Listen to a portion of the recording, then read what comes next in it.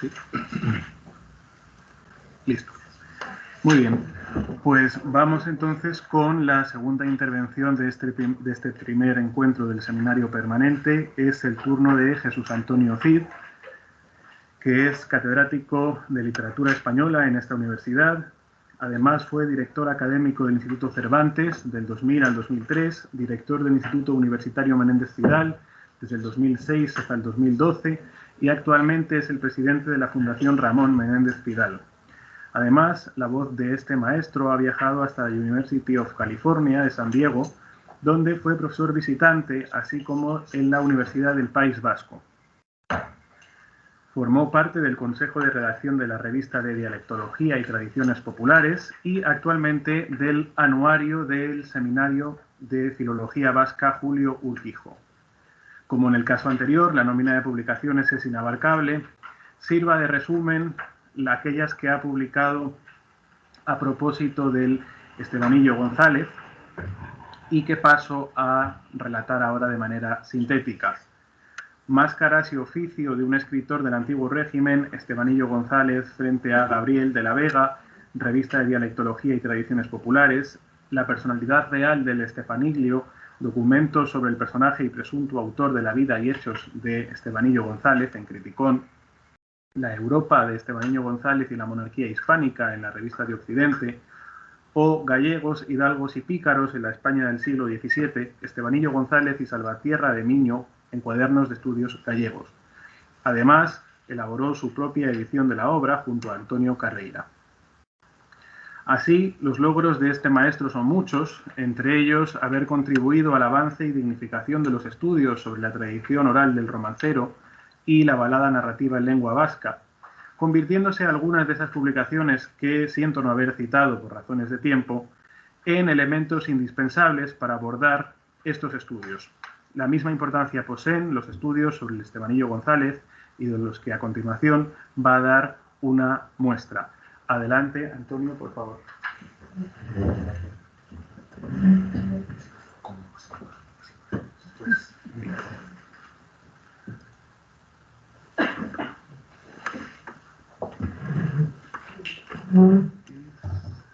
Es este.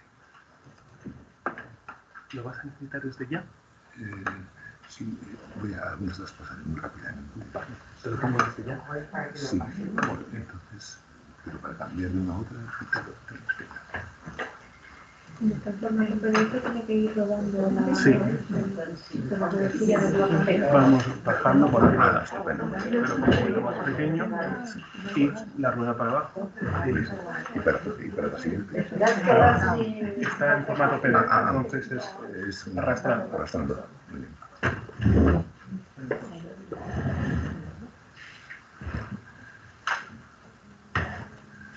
Bien, pues buenos días y muchísimas gracias por esta excesiva presentación. Yo también me siento muy satisfecho de volver a esta casa, a la que tengo la sensación de que nunca me he ido de ella. Pero bueno, por suerte, como Villalobos, tengo también la misma relación ambigua. Bien.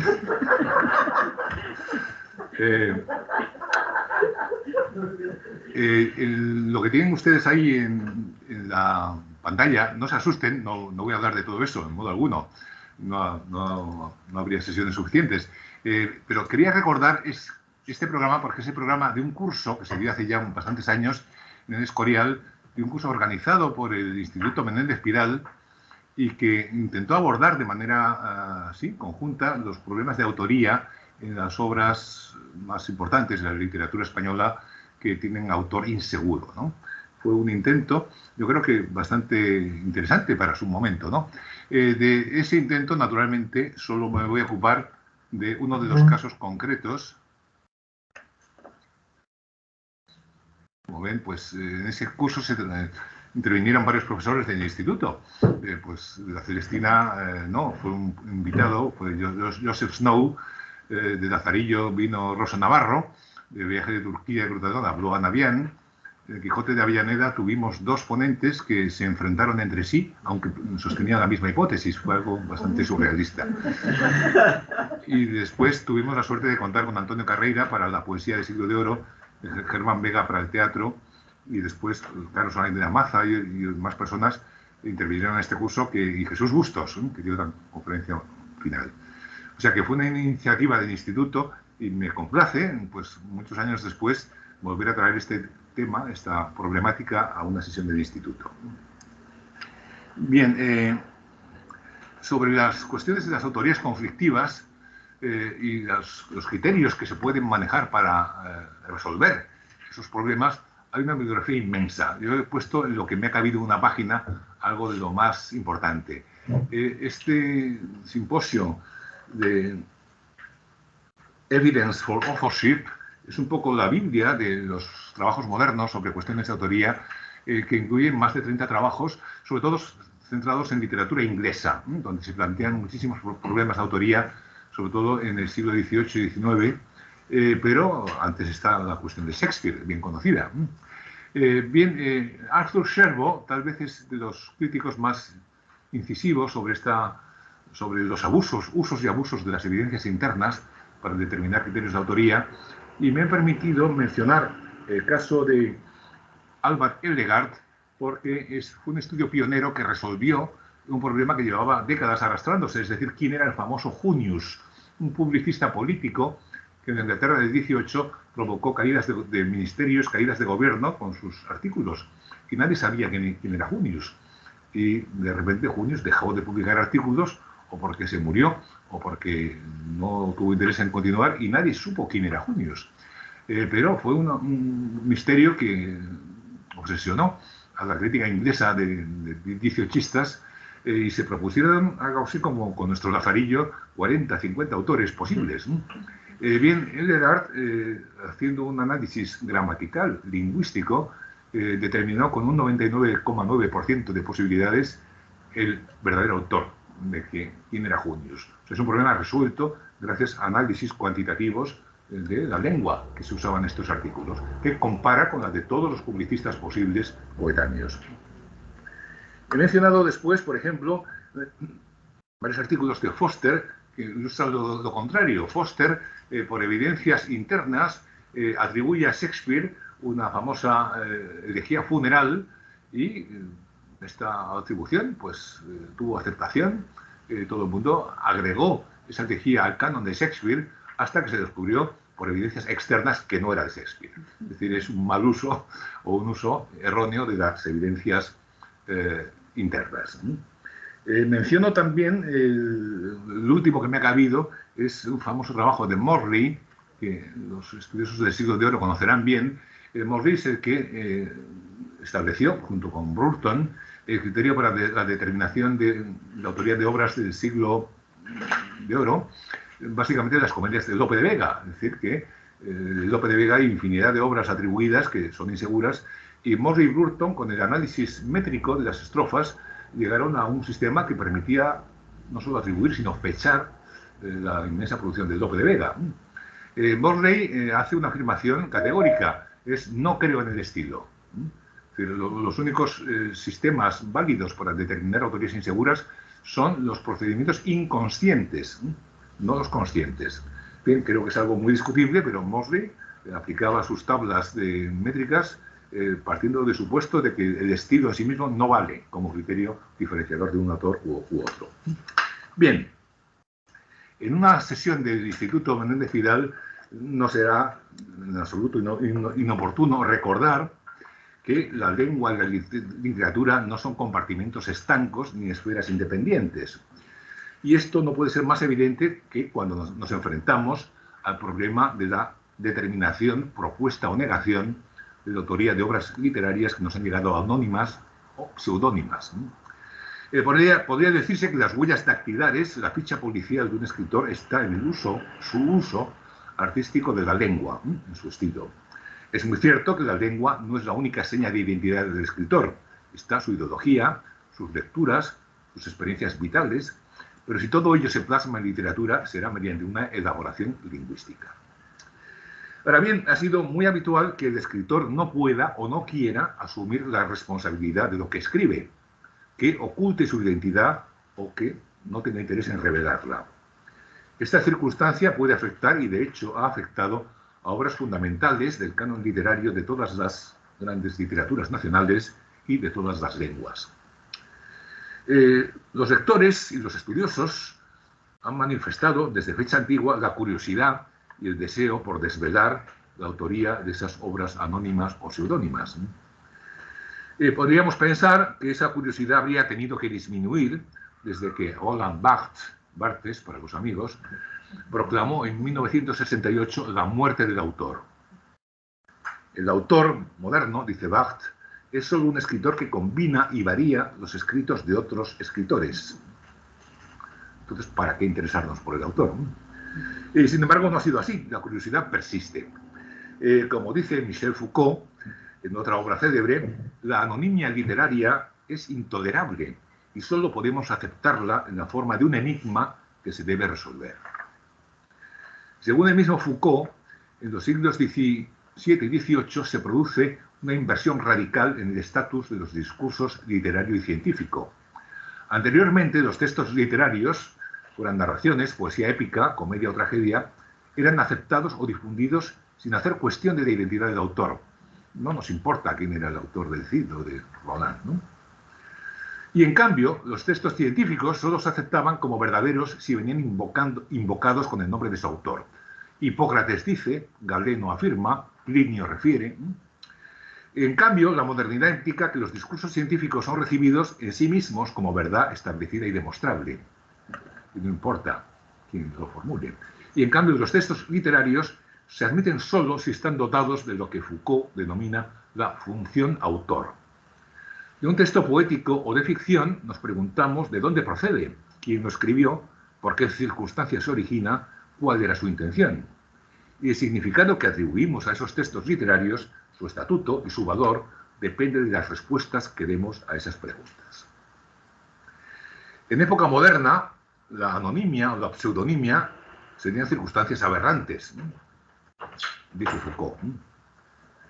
Y en efecto, estamos en el mundo del copyright y de los derechos de propiedad intelectual, que excluyen naturalmente la anonimia o la pseudonimia. Bien, y sin embargo, las brillantes deducciones de Foucault no están confirmadas por los hechos. La realidad es que las obras anónimas o pseudónimas no han sido muchas veces la excepción, sino más bien la regla, y ello también en época moderna. Por ejemplo, entre 1750 y 1780, un 60% de todas las novelas publicadas en Inglaterra y en Irlanda se publicaron de forma anónima. Y hablamos de un corpus de más de 1.800 obras, 1.800 novelas. Y ya en pleno siglo XIX, entre 1800 y 1830, el porcentaje de anónimos en la novela seguía siendo superior al 30%. En suma, más de la mitad de las novelas inglesas impresas hasta el 1830 aparecieron sin nombre de autor, o bien bajo la rúbrica de obra escrita by a lady, by a young lady, o by the author of X. Esta novela la escribe el autor de otra obra que también había sido anónima. Puede sorprendernos hoy que todas las obras de Jane Austen se publicaron sin su firma. Y Walter Scott no firmó sus primeras novelas históricas. Lo mismo sucede con obras de Byron, Shelley y la primera novela gótica, El castillo de Otranto, de Horace Walpole, que pretendía ser la traducción de un original italiano del siglo XVI. Y antes, 3/4 de lo mismo pasa con buena parte de la obra de Daniel Defoe y, por supuesto, Shakespeare. En España, la anonimia y la pseudonimia, las autorías inciertas y disputadas y las simples falsificaciones o supercherías literarias son un fenómeno bastante habitual. Sin necesidad de mencionar la anonimia de buena parte de las obras medievales o el elevadísimo porcentaje de diplomas falsos, podemos recordar el célebre Centón Epistolario, una colección de cartas de alto valor historiográfico para la época de Juan II, del siglo XV, que resultó ser una falsificación muy elaborada debido a su editor, el conde de la Roca, en pleno siglo XVII. Los casos de autoría controvertida incluyen obras maestras como la Celestina o Lazarillo. Habría que añadir en ese siglo la continuación del Lazarillo de Amberes y la estupenda falsificación de la relación del Nuncio de Portugal, que sigue el mismo artificio literario que el Lazarillo. De 1599 son los magníficos diálogos muy apacibles, impresos en bilingüe en Londres por John Minshew, pero cuyo original español solo pudo ser compuesto por algún exiliado español. yo me he atrevido a postular la autoría de Antonio del Corro, pero no es más que uno de los autores posibles, un gramático y heterodoxo de enorme interés. Poco después nos enfrentamos a las continuaciones apócrifas del Quijote, de Avellaneda, que ha hecho correr mares de tinta, y del Guzmán del Farache, la segunda parte, publicadas con seudónimo. Problemas de autoría afectan también a otras obras picarescas de importancia, como la Pícara Justina. En fin, géneros completos de la literatura del siglo de oro, como la poesía y el teatro, están trufados de problemas de atribución. Lo mismo incide en la literatura utópica del XVIII, en el canon de la poesía romántica del XIX, incluyendo Espronceda y Becker, a todo el periodismo de ese mismo siglo, y así hasta llegar a las ingeniosidades que podía practicar Max Aub con biografías de un personaje ficticio, Josep Torres Campalans, pintor amigo de Picasso que nunca existió, o José García Nieto, con una poetisa inexistente, pero que ganó el premio Adonais. Ciertamente puede ser muy dura la vida del que propone autorías o niega autorías establecidas. No es lo mismo que hacer una exégesis o una interpretación sobre el sentido o el significado último de una obra. Se da siempre, por supuesto, que puede haber una pluralidad de interpretaciones sobre el sentido del Quijote o sobre un poema de García Lorca, y que de alguna manera todas las interpretaciones pueden ser válidas, o al menos no solo tiene que ser una la correcta.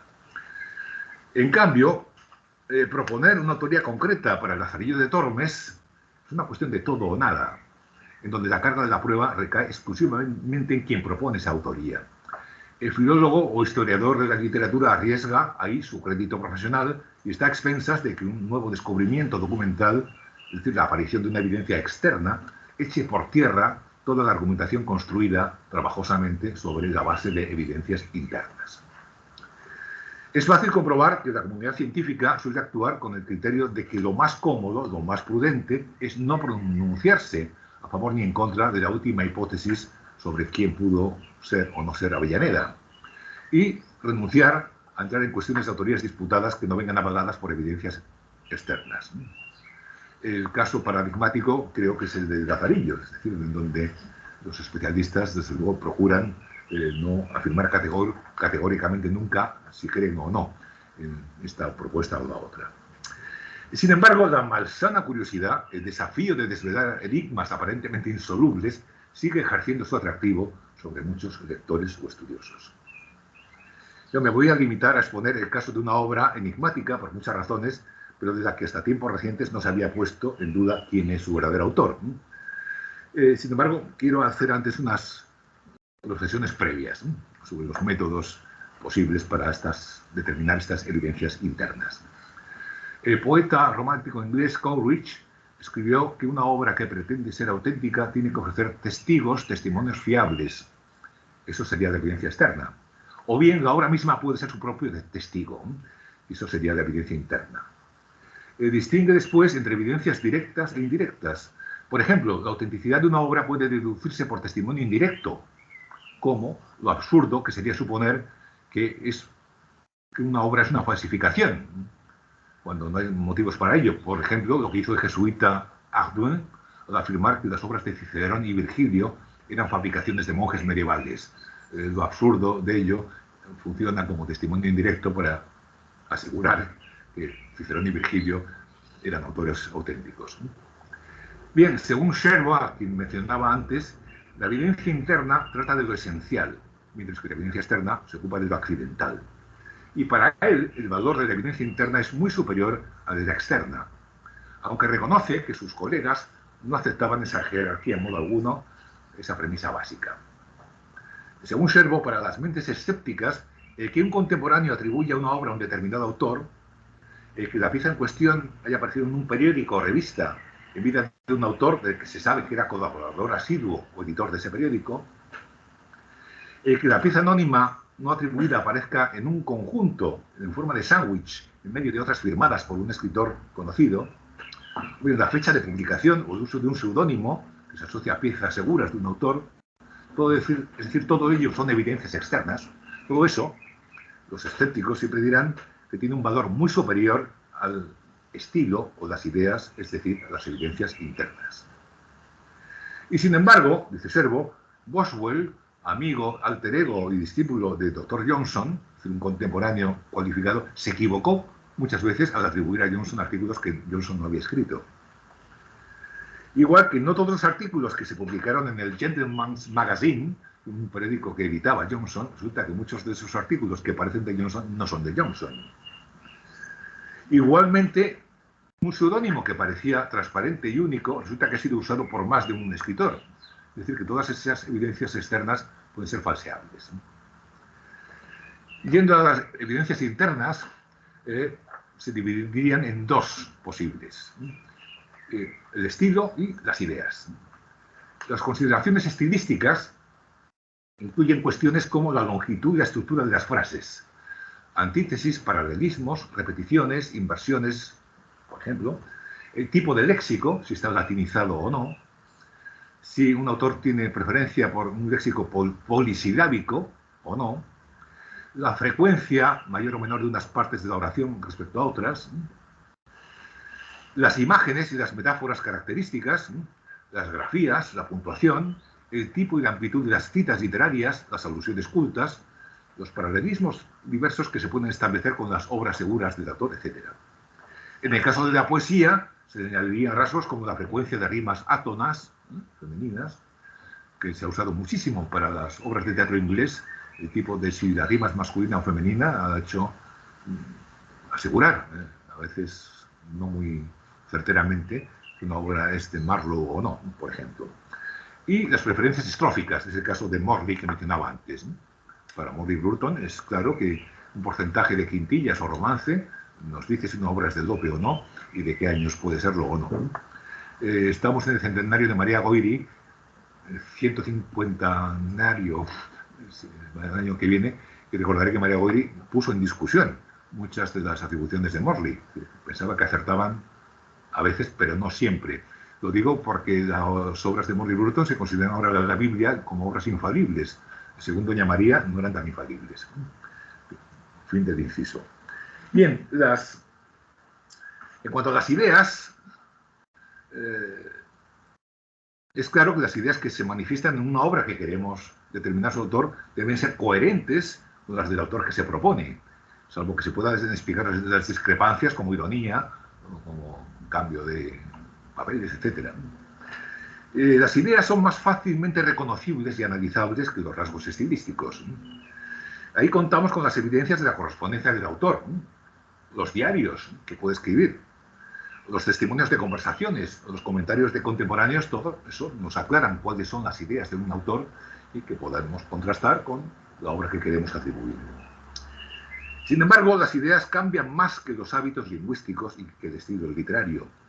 Puede ser peligroso tomar como ideas propias de un autor lo que eran lugares comunes en una época, pero todavía es más peligroso creer ver peculiaridades estilísticas en lo que era uso común de una clase social o profesional, o bien estilemas típicos de un género literario. Un escritor además puede variar de estilo según escriba en un u otro género o se dirija a diferentes tipos de público. El estilo, pues, sería un concepto algo nebuloso. Sería necesario disponer de concordancias muy precisas y exhaustivas de toda la obra de los autores que queremos atribuir una nueva obra. En todo caso, las evidencias internas suelen ir acompañadas de algún tipo de evidencia externa. Un poema o ensayo anónimo se publica en un determinado periódico o revista, lo que nos da pistas para qué autores pudieron ser o no los que publicaban en ese periódico o revista. Por último, como última reflexión previa, la acumulación de pequeñas evidencias internas para los realismos no muy probatorios en sí mismos no tendrían ningún valor para los escépticos y debería darse preferencia a 2 o 3 argumentos fuertes de paralelismos indiscutibles. Sin embargo, las evidencias menores múltiples tienen la fuerza que tienen las ramitas cuando se hace un haz con ellas, y no se puede romper un haz de ramas, una rama pequeñita así, pero un haz ya es más complicado. Bien, hasta aquí las reflexiones previas. De la obra que me voy a ocupar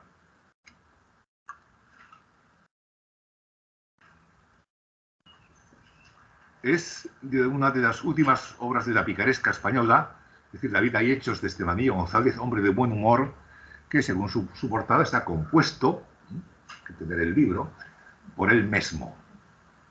Es una obra impresa en Amberes en 1646, en una edición anormalmente lujosa, un magnífico papel, con viñetas decorativas, como sabían hacer las imprentas flamencas, con, entre otras cosas, un magnífico retrato del presunto autor, hecho por un discípulo de Van Dyck, Lucas Hosterman. Es decir, que en principio aquí no hay ningún problema de autoría. Es un libro que dice ser escrito por el que lo protagoniza.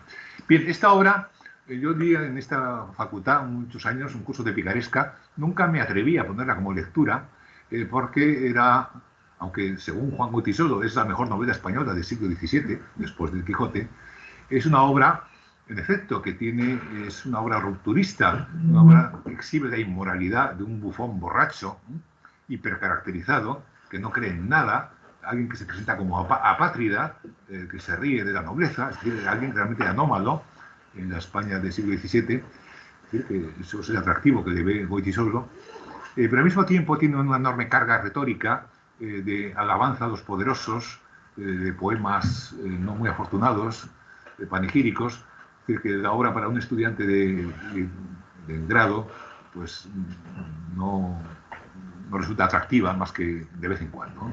Por eso, insisto, nunca la puse de texto. Bien, tendría el mérito de ser la autobiografía de un pícaro real.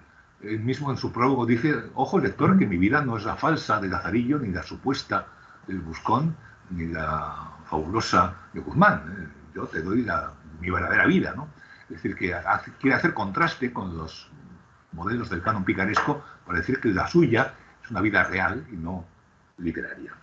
Bien, a pesar de esta acumulación de afirmaciones, su propio retrato y de Calderón, que firma la aprobación de la segunda edición que se hace en Madrid, cree totalmente la existencia de este pícaro Esteban González, es decir, alguien que fue criado del cardenal Infante en Flandes, del general Piccolomini, duque de Amalfi, que tiene entrevistas con el emperador en Viena y con Felipe IV en Zaragoza, es decir, alguien que da las fechas y lugares donde se entrevista con personajes históricos reales, es decir, que daría enormes pruebas de que todo lo que aquí se cuenta es verdad. Bien, sin embargo, fue Marcel Bataillon quien dijo que todo esto es falso, es decir, que realmente esta vida está llena de contradicciones. Como un pícaro bufón borracho pudo ser tan apreciado por el hermano de Felipe IV y por el emperador, y por el rey de Polonia, y por el rey de España, que le dan honores, que le conceden mercedes. Actúa de correo entre la corte de Viena y el ejército en Bohemia, es decir, que se le encomiendan misiones semidiplomáticas. Como alguien tan apátrida puede ser tan elogiado y tan apreciado. Por otra parte, Estebanillo dice que él nació en Galicia, pero sin bautizar lo llevan a Roma y se consideraba más romano que español. No estuvo nunca en España, más que en un viaje que dura pocos meses. Es alguien que hace gala de apátrida. Dice que él no es de ninguna parte. Con quien voy, voy, con quien vengo, vengo. Con el alemán soy alemán y con el flamenco soy flamenco. Es decir, que hace exhibición de ese carácter de apátrida. Bien, y sin embargo, tiene una enorme cultura literaria española. Cita a Góngora continuamente, conoce a Cervantes, a Quevedo lo tiene en la uña, conoce romances por decenas, es decir, que tiene un conocimiento de la tradición literaria española muy superior a la que exhiben Lázaro, Buscón o Guzmán. Y no solo eso, sino que es poeta. La vida de dichos Estebanillo González está trufada de poemas. Además, él se elogia a sí mismo como poeta. Él cree que es capaz de hacer poemas con dificultosa compostura, hace acrósticos, y además exhibe los poemas como prueba de su ingenio y como prueba de que le eran pagados. Él cree que los poemas merecen un precio, es decir, merecen una recompensa no de la vanidad, sino del dinero. Y para él la poesía es un valor de cambio. Y lo muestra claramente.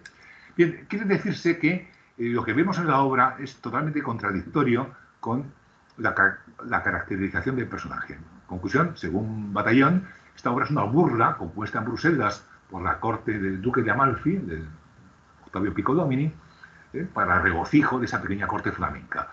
Y este Millo González nunca existió. Esto lo afirmaba el Batallón en un artículo que tiene un título con doble sentido. Este Millo González, Buffon pour rire. Buffon para reír, pero pour rire en francés es falso, ¿no? Bien, sin embargo, el maestro Batallón tenía razón en muchas cosas, pero no en todas, porque resulta que este Millo González sí existe. Se ha comprobado de sobra su existencia. Es decir, la correspondencia de General Piccolomini aparece, está en la nómina de los criados que tuvo Filiberto de Saboya en Sicilia, en fin, los archivos de Siena y de Nájot, donde está la documentación de Piccolomini, se han podido localizar bastantes referencias, además que coinciden con las fechas y lugares donde Estebanillo dice que estuvo. Es decir, que Estebanillo evidentemente existió. Ahora bien, podemos dar un tour de force. Es decir, ¿por qué es falso Estebanillo González? Pues porque el personaje y los hechos son reales, pero el escritor no es el mismo. Es decir, que la materia biográfica sí es auténtica, pero la factura literaria, la escritura, es de otro. Esta es mi hipótesis de partida. Bien, ¿cómo comprobar esta hipótesis? Pues primero hay que tener suerte. Es decir, el escritor que propongamos tiene que haber escrito algo más. Es decir, si solo tenemos la obra falsa, sería imposible determinar la autoría. Bien, digo que aquí es donde entra la suerte porque resulta que hay un manuscrito en la Academia de la Historia donde aparecen 4 poemas además fechados. Sátira contra los Monsieurs de Francia, que se escribió en Bruselas en el año 1638. Es una sátira feroz contra Richelieu y la corte francesa, escrita por alguien que muestra conocer muy bien los intríngulis de las guerras de Flandes. Lo más curioso es que este poema viene seguido por otros 3, que son también poemas bélicos, poemas de incitar a la guerra contra Francia, o la defensa contra Francia. Este poema es la sátira de Valle Ronces, que es una imitación de un poema de Quevedo muy conocido, que es también lo mismo, es un poema político.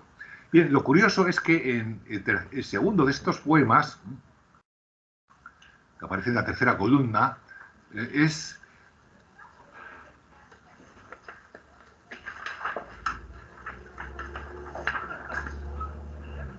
un poema que lleva el título A una enfermedad que tuvo Su Alteza el señor Infante Cardenal en Flandes. Nos referimos, claro está, al hermano eficaz, hermano voluntarioso de Felipe IV de Labúnico, es decir, que el cardenal Infante don Fernando murió muy joven, pero dejó un fantástico recuerdo como gran estadista, gran militar, etcétera, y de quien Estebanillo González fue servidor, criado.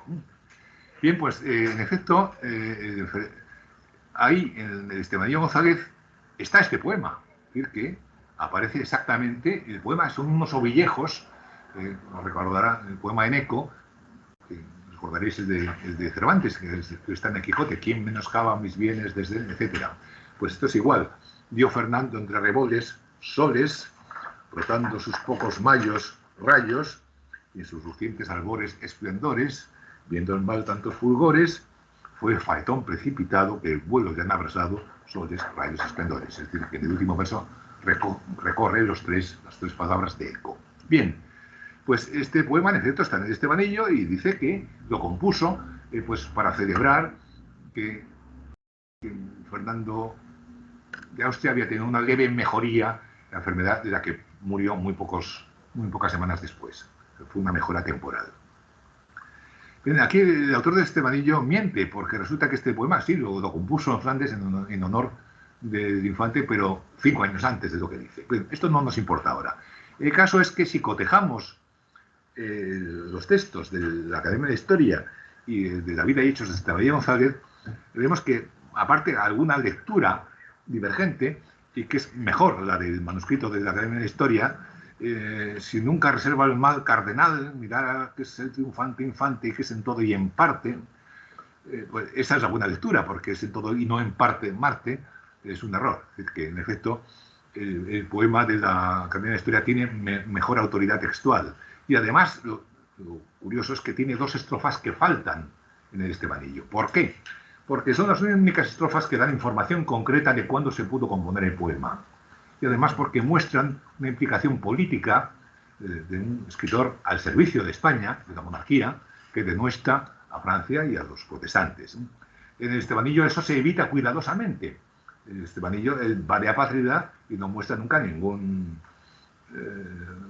reflejo patriótico, es decir, contradice la esencia de su personaje, de manera que muy hábilmente el autor ha suprimido estas estrofas porque dan información sobre la guerra contra los suecos, que ya quedaba muy lejos, o bien el asedio en Borgoña de Dola, que el príncipe de Condé asedia la capital de Borgoña y los imperiales, los españoles, consiguen levantar ese asedio. Pero cuando se escribe el Estebanillo, Borgoña había caído en manos francesas. Era inoportuno mencionar esto. Es decir, que son omisiones no casuales. En la estrofa final, que no tiene información ninguna, y habla del restablecimiento de la salud del infante, pues se puede mantener tranquilamente. Bien, lo curioso es que estos poemas, aparte, bueno, esto es el argumento del sándwich que decía antes, si aparecen 4 poemas y uno de ellos es evidentemente el autor del Estebanillo González, porque está en la novela, los otros 3 hay que suponer que también lo son. Y además es que hay la evidencia interna de la prueba del estilo, creo que sí es determinante, porque es increíble la cantidad de paralelos lingüísticos que podemos establecer. En la sátira contra los monsiures, el poema de la Academia de la Historia, se menciona a la corte de Francia, la corte de Luis XIII, compuesta por Richelieu, el padre José y Lavalette. Eran un poco los privados del rey de Francia. Y a estos se les llama así, se les caracteriza así: falsa trinidad de Francia, 3 voluntades en una, trinca que a su mismo rey le dan Chacho y Garatusa. Chacho es un lance de un juego de naipes en donde se gana todo, y Garatusa es una trampa. Bien, pues fijémonos en ese sintagma: trinca que, un conjunto de 3, que es tal que dan Garatusa, engañan a alguien. Bien, Estebanillo, cuando está en España, dice que se junta con 2 pícaros como él para hacer el peregrinaje a Santiago de Compostela y mendigar en el camino, ¿no? Y dice que estos 2 pícaros, dice, era uno francés y el otro genovés y yo gallego-romano, y todos tan diestros en la vida poltrona que podíamos dar papilla al más entendido gitano, y en efecto, trinca que se escaparon muy poco de nuestras garatusas. Creo que es una frase suficientemente compleja, porque garatusa no es palabra usual, pero trinca que, cuando nosotros hicimos la primera edición, supusimos que faltaba algo, trinca tal que. Bueno, pues resulta que no, que es trinca que, sin necesidad de tal, aparece en los 2 textos. Creo que es algo bastante probatorio.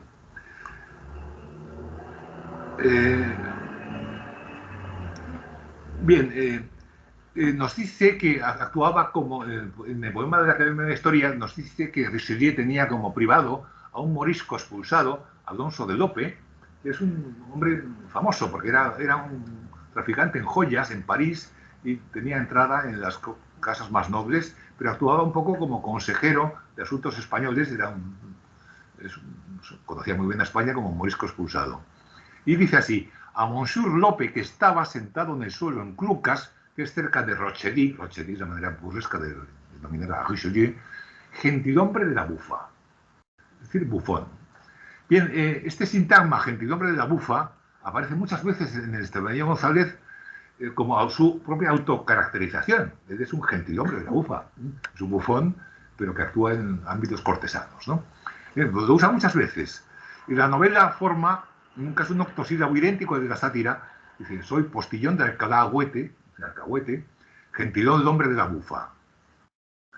O bien, en un episodio en que unos cortesanos se burlan de él, le dicen: a los que convidan mi amo y son gentiles hombres, se les da la silla a pero a los que ellos se convidan, gorrones, o son gentileshombres de la bufa, se les da al revés. Y luego él mismo dice que, en fin, es una expresión que aparece muchas veces, ¿no? Gentilhombre de la bufa. Puestos a definir a Estebanillo, esa sería la caracterización que él buscó para sí mismo. De manera que es curioso que al hablar de este morisco exiliado, pues lo denomine igual, gentilhombre de la bufa. El hecho de hablar de expelido de España, creo que también es algo significativo. Hay historiadores alemanes que piensan que este Alonso de Lope era judío, era converso judío. Evidentemente no. El ser expelido de España alude a la expulsión mucho más reciente de los moriscos, que es de un siglo después o más, ¿no?, que la expulsión de los judíos. Y además está harto comprobado que era un morisco, es decir, que no hay duda ninguna. Bien, más ejemplos de léxico. Por ejemplo, le mandaron que la armada hacia Flandes la conduzga, aunque los confines temen que ha de morir de gasusa. Fijaos en ese seseo porque tiene su importancia, como veremos después. Bien, la palabra gazuza, por hambre, yo la he oído en el campo, no es nada inusual. Sin embargo, en la lengua clásica no existe. Es decir, que no se documenta en los siglos XVI y XVII hasta un autor hispanoamericano, hasta Valle Cavieres, de 1697. El corde, si lo consultáis veréis que gazuza no existe, hasta 1697. Es muy curioso que mucho antes aparezca tanto en el Estebanillo como en el poema de la Academia de Historia. Creo que abona la identidad de mano. En otro de los poemas se dice el general Chatillon, que había invadido Flandes y después se tiene que retirar vencido, dice: si huí fue que Fernando me entendió de cancamusa, que a España la ayuda a Dios y es Francia la que madruga. Pues en el Estebanillo, en uno de sus poemas, cuando se despide de los cortesanos de Bruselas porque se va a Italia, se va a Nápoles a montar una casa de juego, un garito, pues dice: a mi partida haced salva, pues sabéis mis cancamusas. Y pues la palabra cancamusa parecía ser un ápax. Es decir, en el corde no hay más frase, no hay más palabra que la de, no hay más registro que la del Estebanillo. Luego aparece de repente en el poema de la Academia de Historia. Es verdad que la usa después Jovellanos, ya en pleno siglo XVIII, o Gallardo en el 51, o aparece en el léxico de la Calao Venceslada de Andalucía, pero son apariciones muy tardías. En cambio, en el siglo XVII, cancamusa aparece solamente estos dos casos, estos dos veces. Bien, este general Chatillon también se enfrenta a Richelieu diciendo: no me reproches que he perdido la guerra porque es culpa tuya. Encima no participo en las intrigas de la corte de París. Yo no caso ni descaso sin tener romana bula, ni he sido de nuestra patria sanguisuela que la chupa. Sanguijuela que la chupa. Bien, pues en uno de sus poemas, del Estebanillo, del libro, habla también de una cortesana con la que había tenido amores a cambio de dinero, y dice que es la bella entretenida sanguisuela que la chupa, es que es también un octosílabo idéntico. Bien, alusiones literarias. Hay muchas, pero me voy a fijar una que es más rara. Hay un romance burlesco que está en el Romancero General, que es de un tal Don Bueso, nada que ver con los Don Buesos del Romancero. Este Don Bueso es un galán ridículo que quiere hacer viejo que quiere hacer una galantería delante de su dama y se le rompe el vestido y muestra sus vergüenzas en público, ¿no? Y lo dice de esta manera el romance, lo pongo aquí a la derecha: no me pesa, dijo a voces, de haberme rompido el cuerpo, mas pésame por las calzas que por detrás se han abierto. Riéndose están las damas de ver corrido a Don Bueso, y que donde nunca pudo daba el sol de medio a medio.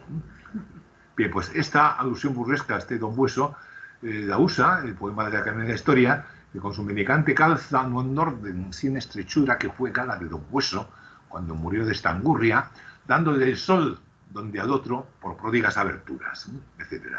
Bien, pues en el Estebanillo también dice que una vez le sorprenden los holandeses en un camino, dice: me dieron media docena de mochazos, golpes no con la pica, sino con la parte afilada, sino con el mango, ¿no? Y me dejaron tan de valentía en el donaire y donaire en el mirar, que me daba el sol por la parte que le dio a Don Bueso. Bien, pues no deja de ser algo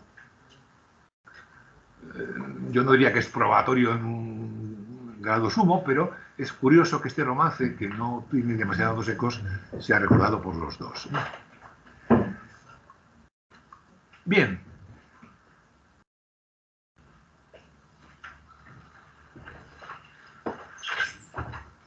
Entonces, estos poemas de la Academia de la Historia nos sirven para comprobar que, en efecto, el autor de Estebanillo había escrito más cosas. Es decir, que no es que Estebanillo no es su única ni su primera obra, porque estos poemas están fechados en 1638. Pero seguimos en ayunas sobre quién es el autor porque no están atribuidos. Es decir, que estos 4 poemas, bastante buenos como sátiras, sobre todo la sátira contra los monsiures, no es inferior, a mi juicio, al poema de Quevedo. Es decir, es realmente feliz, ¿no? En sus dicterios antifranceses tiene verdadero ingenio. Bien, pero no están atribuidos, es decir, que no servirían para resolver el problema. El problema se puede resolver, en cambio, gracias a 2 libros impresos. Uno es el libro de la Feliz Victoria, Encuentro de Reducto de Santa Ana, compuesto, no está el nombre del autor, por Gabriel de la Vega, escribano del Rey Nuestro Señor y natural de la ciudad de Málaga. Es una obra publicada en Amberes en 1640. La otra, mucho más extensa, es La Feliz Campaña, los dichosos progresos que las armas de su majestad, etcétera, han tenido el año de 42, 2 años después. Y da información sobre el autor también, pero más detallada, compuesta por Gabriel de la Vega, escribano público, aprobado por el Rey Nuestro Señor y señores de su Supremo y Real Consejo, y natural de la ciudad de Málaga. Tiene especial interés de destacar la ciudad de Málaga. Os decía antes, a propósito de Gasusa, que era importante, porque en efecto esta obra está llena de seseos, ceceos y ultracorrecciones. Y en Málaga, como bien sabemos, la pronunciación es el ceceo. Pero como el ceceo es una pronunciación no prestigiosa, lo intentan corregir y aquí inciden seseos. Bien, pues en efecto, el carácter malagueño de este Gabriel de la Vega es indudable por los cientos de casos de confusiones desibilantes que aparecen en las 2 obras. Bien, ¿qué son estas obras? Pues son poemas épicos. Puede sorprendernos que a mediados del 17 haya alguien que quiere hacer de Ercilla, ¿no? O de Arauco domado a base de las campañas de Flandes, ¿no? Que realmente no eran para tanto. Es más, nos dice este Gabriel de la Vega en el prólogo que tenía por costumbre escribir la relación en verso de cada campaña una vez que acababa la campaña. Recordemos que estamos en unas guerras estacionales, no había una guerra total. Las guerras se daban solo en verano y en primavera. En invierno los ejércitos se iban a su cuartel de invierno y hasta el próximo año no había paz, porque eran guerras que permitían cierta recuperación. Bien, pues la ocupación de este Gabriel de la Vega era, una vez que se había acabado la campaña, pues escribir la relación en verso de la campaña. Y nos dice que había compuesto 5. Es decir, que la Feliz Campaña tiene 8 cantos y cada canto tiene más de 100 octavas, es decir, son poemas muy extensos. Bueno, pues este era un grafómano, como se ve, bastante locuaz, porque escribió 5, solamente imprimió 2, pero bueno, no está mal, ¿no? Porque la Feliz Victoria es solo un hecho de armas, es mucho más breve, ¿no? Bien, entonces, ¿quién es este Gabriel de la Vega? Pues parece ser un funcionario menor del ejército de Flandes, pero que se dedicaba a elogiar a tutti quanti. Es decir, él al final de cada campaña da una nómina de los que ha nombrado. El alférez fulanito, que le quitó la bandera al general, al capitán francés, el fulanito, que es hijo del burgomaestre de Malinas. Es decir, que hace una especie de who is who de todos los que intervienen en la campaña. Retengamos esto porque también tiene que ver bastante con el Estebanillo. Bien, os decía que estas obras, por evidencias internas, creo que también las podemos asociar al Estebanillo con toda claridad. En primer lugar, el gusto por, he puesto muchos ejemplos, las octavas distribuidas, ¿no? Para hacer estos juegos de ingenio, esta segunda octava, pues este laberinto peligroso, este alcázar de Circe en lo encantado, dividir el verso en tres partes que marca tipográficamente un demostrativo, un sintagma nominal de X de X, gruta de Cicurre, jardín de Fadaris, palacio de Plutón, y después un adjetivo, encantado, curioso, airado. Bien, pues este tipo de artificios pueriles, si queremos, le gustan, le encantan a Gabriel de la Vega y los hace continuamente. Es decir, que están sus dos libros llenos de esta especie de versos de octavas distribuidas gramaticalmente, ¿no? Y que además se complace en marcarlo, ¿no? Que quede claro que estoy haciendo un juego de ingenio con esos blancos que hace entre las palabras, ¿no? No hay valor, no hay poder, no hay fortaleza, no hay fuerza, no hay fuerza. Veis que es... podría haber puesto muchos más ejemplos y aquí hay demasiados ya. O sea, paso sobre ellos, ¿no? Pero es... Bien, artificios todavía más pueriles, diríamos hoy, los acrósticos, ¿no? A Gabriel de la Vega le vuelven loco los acrósticos, ¿no? Aquí tiene que elogiar al general del ejército, don Francisco de Melo, no el Melo portugués escritor, sino otro, ¿no? Dichoso, si vemos la orla, en efecto, pues podemos reconstruir el nombre de don Francisco de Melo, ¿no? Y además nos dice cómo resolver el acróstico en la segunda octava. Y si ignoras el brazo poderoso, si desconoces la valiente espada, conocido su brazo por famoso, honrada su cuchilla y respetada, mereciendo su nombre belicoso, eterno asunto y fama celebrada, lee de estas octavas las hileras, oirás el que defiende sus fronteras. Leemos en efecto las hileras, las verticales, y nos sale don Francisco de Melo. Bien, exactamente hace lo mismo el autor del Estebanillo cuando se le ocurre elogiar a su patrono, al duque de Amalfi, Octavio Piccolomini. Lo hace incluso más complicado porque lo hace haciendo la distribución tripartita de dos versos y haciendo doble acróstico, ¿no? Si leemos las orlas, Gloria de Aragón y Duque de Amalfi, que eran los títulos de Octavio Piccolomini de Aragona, ¿no? Él presumía de descender de la casa de Aragón. Bien, en el Estebanillo aparecen también estos alardes ingeniosos de distribución de versos, o sea que es algo que hermana a los dos autores. Pero vamos a las pruebas lingüísticas de evidencia interna. El verbo desistir. Todos sabemos que el verbo desistir no es transitivo, sino que requiere el uso de preposición. Desisto de volver a dar una charla en esta magnífica universidad. Desisto de jugar a la lotería, ¿no? Es decir, que se sepa, tenemos esa gran obra, el Diccionario de Construcción y Régimen de Cuervo, en donde se preocupaba del régimen de los verbos, y da un único ejemplo de Lope de Vega de desistir transitivo, pero resulta que es una errata. Es decir, que en español desistir, exígete, ¿no? Por eso nos choca mucho el uso transitivo. Viendo las crecientes de llantos que desistía por sus ojos. Desiste las lágrimas. ¿Entiende? Complemento directo. Después de haber desistido el temor y olvidado el peligro.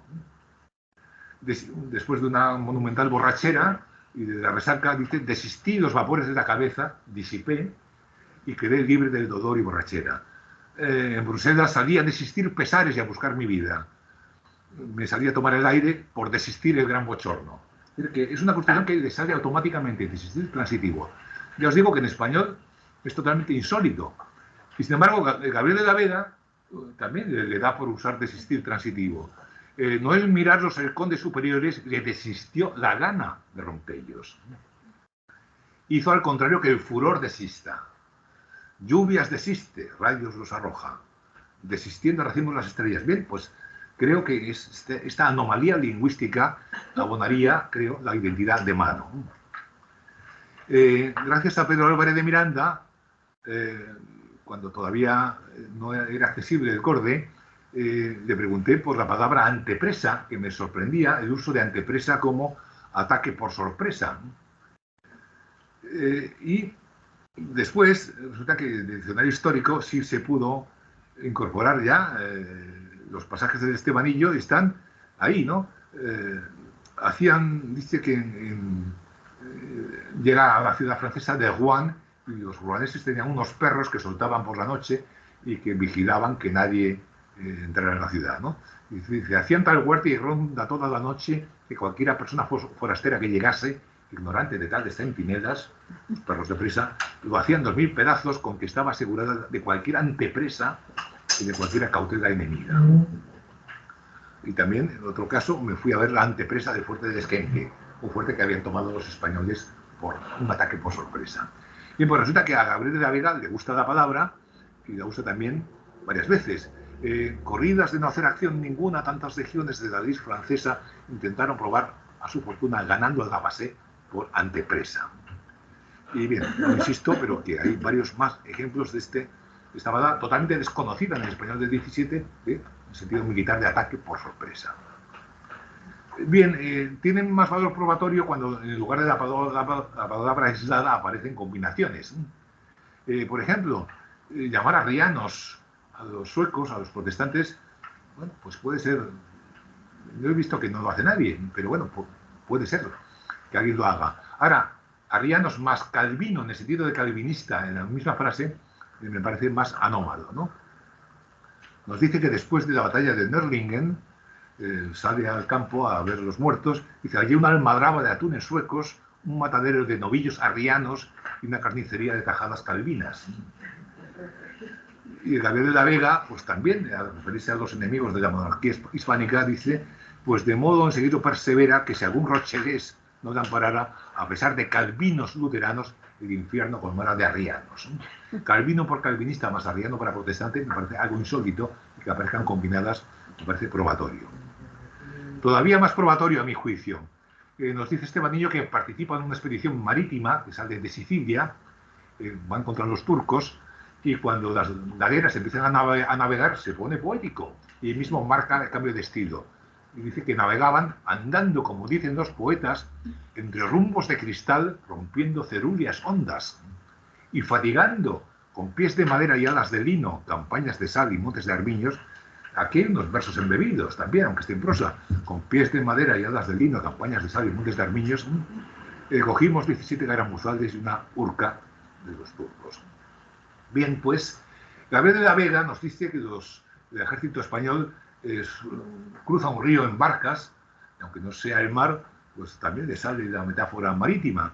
Hechos cancros de mar, cisnes de pino, cerúleas hondas, tersas escarchaba, y en campañas de sal abrió camino la portátil ciudad con que marchaba, con muletas de palo, alas de lino, armiños y cristales atropellaba. Hay varios términos poéticos, o al revés, desvalorizadores. Llamar a los remos pies de madera o muletas de palo, y a las velas alas de lino, bueno, pero en fin, es cerúleas hondas. Cerúleo lo usa mucho Góngora, pero no es palabra tan usual, pero en combinación con cristal y con los montes de armiño, que es la espuma que levanta la nave, ¿no? Y las campañas de sal, es decir, el mar, ¿no? Todo esto me parece que solo puede salir de la misma pluma, es decir, que es demasiado, o sería una copia, un préstamo literal, o bien es que a la mente del autor, del poeta, le vienen las mismas imágenes, ¿no? Otra imagen, cuando ven el Etna desde el barco, Estebanillo también se pone poético, y dice, después de haber descubierto con turbantes de nubes y plumas de cedajes el altivo y celebrado Etna, es decir, la imagen del volcán, con una nube encima, le sugiere el turbante de un musulmán, ¿no? El turbante blanco de un moro, ¿no? No es una metáfora para echar cohetes, no es demasiado afortunada, pero bueno, a él le gusta. Y la asocia a plumas de cedajes. Bien, pues resulta que a Gabriel de la Vega también le encanta esta metáfora. Pasamos entre trémulos boscajes el que Anamur por calpe le confiesa que por barrer el cielo sus plumajes, amorosa la musa, río Mosa también es, amorosa la musa sus pies besa, cuyos turbantes llenos de cedajes son a los dioses deleitable mesa. Bien, y también cuando Estebanillo se pone poético nos dice que llega el invierno, da la imagen de el cierzo, el viento del norte, es un tirano de las flores y bandolero de las hojas, porque despoja la vegetación de sus galas, ¿no? vistiéronse las sierras de tersas alcandoras, camisas blancas de nieve, de llegada a nieve, y el tirano de las flores y bandolero de las hojas asaltó el bosque y combatió la selva. Bien, pues esto de hablar de la tiranía del viento del norte, del cierzo, también le encanta al bueno de Gabriel de la Vega. Madruga el loco almendro y por albores pavesada se pone de jazmines, bella lisonja a campos de esplendores, dulce afrenta a los prados y jardines, llega el cierzo tirano de las flores y a sus principios da infelices fines. En el tiempo más lleno de rigores, cuando el tirano de la primavera le usurpaba el tapete de las flores, viento tirano, hojas, bien, voy más deprisa. Siguen esta otra manera de hablar de la tiranía del viento norte, del frío cierzo, es llamarlo fiscal y asombro del infierno, ¿no? Le roba la hoja, etc. En cambio, cuando viene la primavera, la imagen del verde de los campos sugiere la imagen de una librea, un uniforme que tiñe de verde las selvas, ¿no? Pues las libreas, ¿no? La librea es la vegetación, ¿no? Varios ejemplos, tengo que ir deprisa porque si no me eternizo, pero bueno, podéis creerme que hay muchos ejemplos de libreas para aludir a la vegetación. O bien la esperanza. Dicen que cuando vienen los suecos en la batalla de Nördlingen se esconde en una pila de forraje y dicen de hierba, dice, me cubrí de esperanza, ¿no? La esperanza es la hierba verde que le sirve para ocultarse de los suecos, ¿no? Bien, cuando llega a Rouen, nos dice que allí desemboca el Sena, ¿no? Y el Sena, ¿cómo lo describe? Dice, llegué a Rouen, cabeza de Normandía, aquí la caudalosa Sena, después de haber sido cinta de plata de la gran corte de París, es tahalí escarchado de esta rica y poderosa villa. Cinta, cinturón de plata, tahalí, la banda, donde se sujeta la espada, escarchado. Bien, pues esta imagen de que el curso de un río es como un cinturón de plata que bordea un cuerpo, gusta también al bueno de Gabriel de la Vega. Dice, un diluvio de sangre aborta y en murmuroso arroyo el lisonjero en roja banda que el cristal dilata convierte el tahalí que era de plata. Y en cambio también cuando Estebanillo recuerda su nacimiento en Salvatierra de Miño, lamentando que su madre le pariera en un lugar tan rústico cuando le pudo haber parido en Roma, que era una ciudad mucho más ilustre, dice, pudiéndome parir muy a su salvo en las cenefas y galón de plata de la argentada orilla del celebrado Tíber. Eso sí que es un río como Dios manda, un río civilizado. Bien, pues el galón de plata y la cenefa reaparecen también, igual, en una de las octavas de Gabriel de la Vega. Mucho término de que se dilata, y cuando el mar su costa lisonjea, de sus enaguas es galón de plata y cenefa del lecho de Amaltea. Bien, nos dice que cuando alguien muere y asciende al cielo, ¿cómo definir el cielo, no? La emperatriz que ha muerto, ¿no? Purpúreos claveles rojos fueron mis facciones bellas, todas racimos de estrellas, todas soles a manojos. Estrellas y soles, términos dignos, están contrapesados por términos rústicos, racimos, manojos. Y pues lo mismo hace Vega en una de sus octavas. Ya en altos precipicios eminentes cogíamos luceros a manojos, a racimos, estrellas transparentes. Y otro ejemplo más, dos ejemplos más, paso sobre ellos. Un juego de palabras muy elaborado. Estebanillo González engaña a unos judíos haciéndose pasar por perseguido por la Inquisición. Les hace creer que es también un judío converso que ha tenido que escapar de España.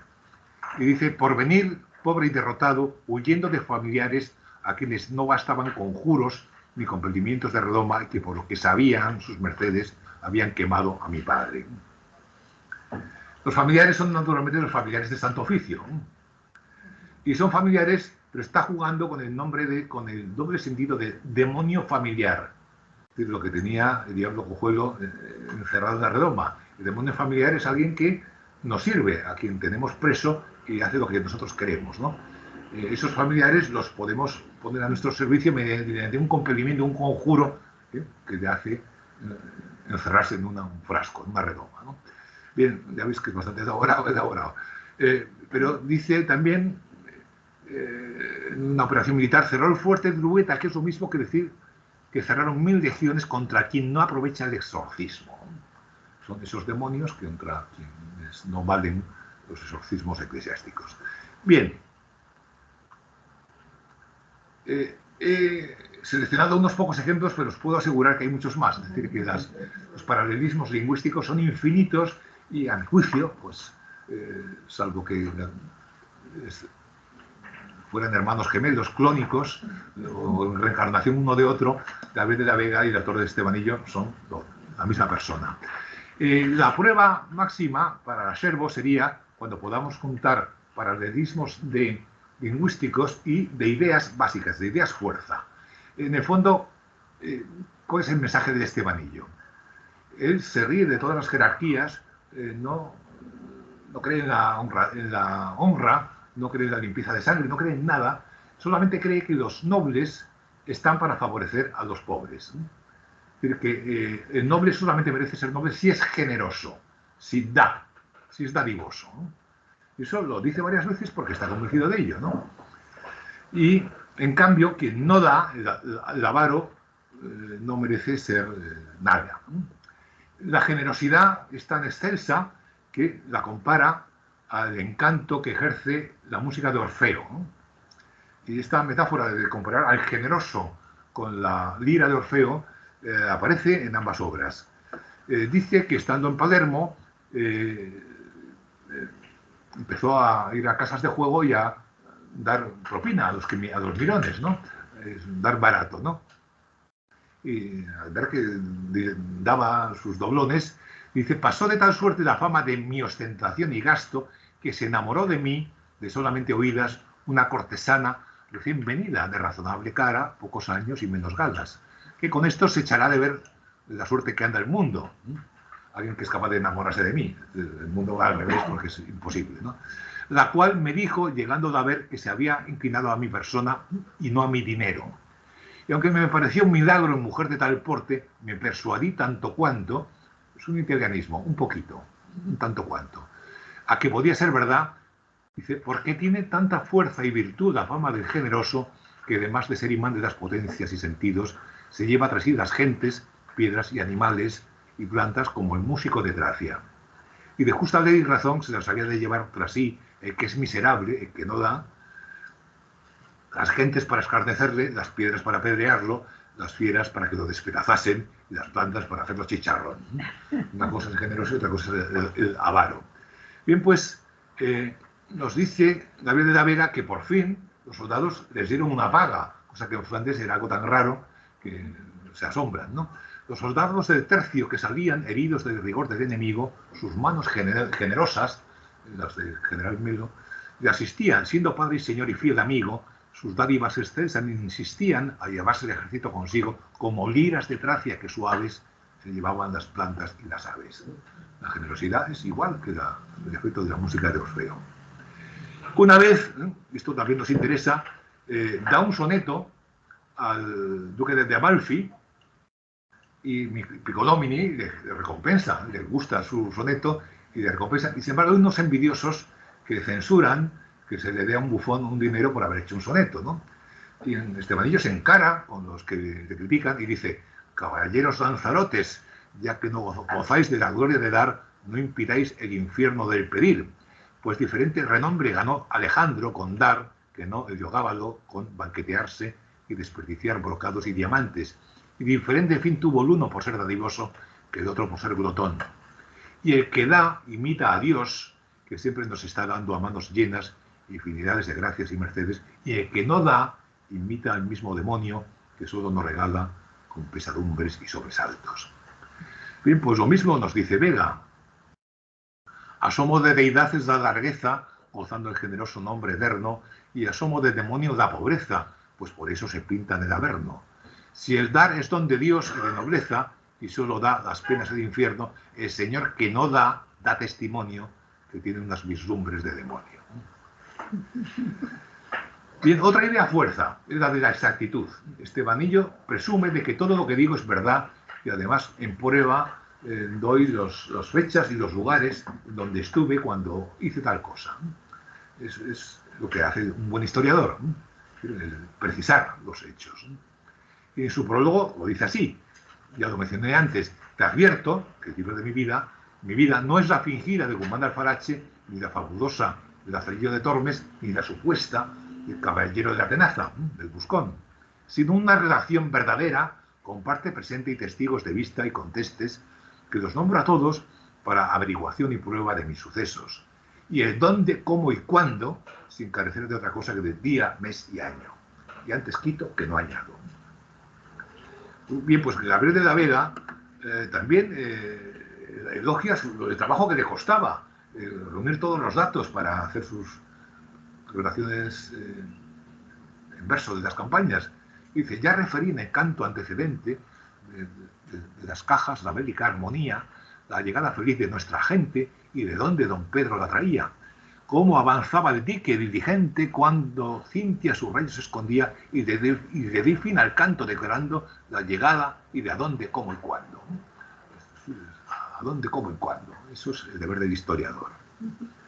Ahora, hay otra idea fuerza que ya he mencionado, que es la literatura como valor de cambio. En esta época lo que hay hay mecenas. El escritor que quiere vivir de la literatura, de la poesía, pues ya sabe lo que tenía que hacer, conseguir sus mecenas, ¿no? Tal vez es Cervantes el primero que tiene conciencia de que el estatuto del escritor se consigue saliendo del mecenazgo, aunque Cervantes también tuvo sus mecenas. Pero la conquista del escritor como autónomo se consigue cuando hay unos consumidores impersonales que compran el libro, en los géneros en que ello es posible, básicamente la novela y el teatro. Si hay unos espectadores que pagan por ver la obra, el escritor podrá vivir. Gabriel de la Vega no llega a esa lucidez. Él cree que puede sobrevivir como escritor multiplicando los mecenas. Es lo que os decía de que los libros de poemas pone la nómina de los que salen, porque después iba a ir con el libro a pasar la gorra, ¿no? a cobrar, ¿no? Y eso es lo que hace, pluralizar los mecenas. Pero no tiene éxito, porque en Flandes los soldados no era gente demasiado aficionada a la literatura, ¿no? Bien, fijaos lo que dice antes en el Estebanillo. Cuando compone un poema y se lo da al cardenal Infante, dice: díselo el poema, es un poema en romance, muy largo, a su Alteza, como príncipe tan perfecto, sin reparar en la humildad del verso, premió lo realzado de mi voluntad, porque son excusas de avaros y malos pagadores el calumniar al poeta y censurar sus versos para quedarse de gratis con sus obras. Pero tienen poco de Jerjes, pues no estiman el curso de agua, y mucho de miras en guardar su dinero. De Jerjes es la famosa anécdota en donde toda la corte va a rendir pleitesía al emperador persa, y hay un campesino que le da lo único que le puede ofrecer, que es un corcho con agua. Y Jerjes apreció el humilde don del campesino antes que el oro y la plata que le daban los nobles, ¿no? Pues tener de Jerjes es saber apreciar lo que se le da. En cambio, Midas, pues ya sabemos quién es, ¿no? Bien, pues Gabriel de la Vega se queja de que después de mucho esfuerzo que le costaba hacer sus poemas panegíricos, pues no tenía muchos resultados, muchos dones, ¿no? Qué poco acierta y qué de veces yerra la pluma que se arriesga y determina a escribir los sucesos de la guerra y seguir su furor y disciplina. Que deje un coronista en paz su tierra y jurado cadáver y ruina, saque de la campaña por despojos, escuchar quejas y causar enojos. Que no le baste en sonorosos cantos alabar sus proezas por mil modos, que pasen los pactodos y los jantos con aquestas reliquias de los godos, los generales españoles, y porque en general no alabo a tantos sin bastar 2000 libros para todos, de su ingenio y su pluma hacen desprecio en pago de servir a tanto tercio. Estebanillo se ha aprendido la lección, y cuando consigue que el rey Felipe IV le dé la merced de una licencia para abrir un garito, un casino en Nápoles, se despide de la corte de Flandes y dice: por eso imprimí este libro, no para hacer negocio de él, para venderlo, sino para dárselo a cada uno de los que me habían favorecido y protegido, esperando que sean generosos conmigo.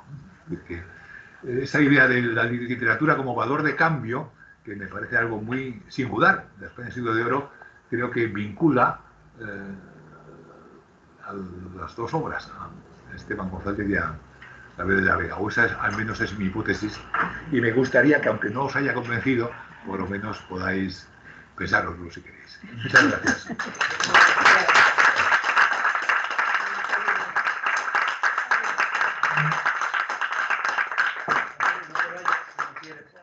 Ahora las preguntas. Desde aquí que os vea a los dos, os arrimáis un poquito. Ahí.